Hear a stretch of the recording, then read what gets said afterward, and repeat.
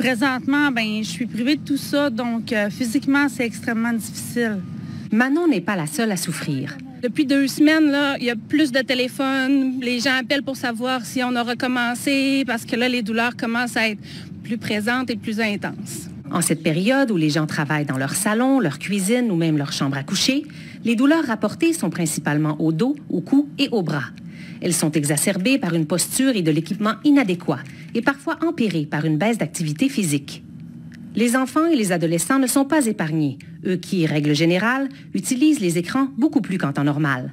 Des positions assises longtemps, à regarder des écrans, là, souvent la tête trop par en avant, donc ça va amener des problématiques neuromusculo-squelettiques. On peut leur donner des conseils par téléconsultation pour aider, pour organiser leur milieu de vie, mais c'est certain que quand on est installé sur notre table de cuisine, c'est plus difficile d'être ergonomique.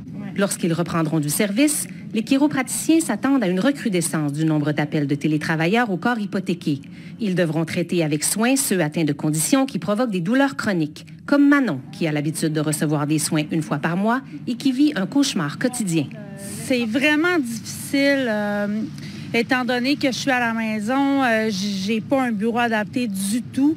J'ai des vieilles blessures qui reviennent, des tendinites. En attendant la réouverture des cliniques, quelques trucs et astuces sont de mise. L'Association des chiropraticiens du Québec offre des capsules sur son site Internet. Continuer à bouger, bien s'hydrater, boire de l'eau, c'est des choses qu'on pense peut-être plus au travail puis à la maison. Encore une fois, notre routine étant défaite, ça peut nous gêner un peu plus.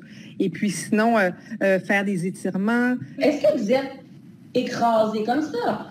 Affaissé comme ça. Donc, si votre posture et les croches, c'est certain qu'il va y avoir des répercussions au niveau musculo-squelettique, vous allez avoir des douleurs. Pour l'heure, les télétravailleurs doivent faire de leur mieux pour prendre soin d'eux, tout en essayant de garder le moral. On fait qu'est-ce qu'on peut avec ce qu'on a, mais j'espère sincèrement que les services vont recommencer bientôt, là.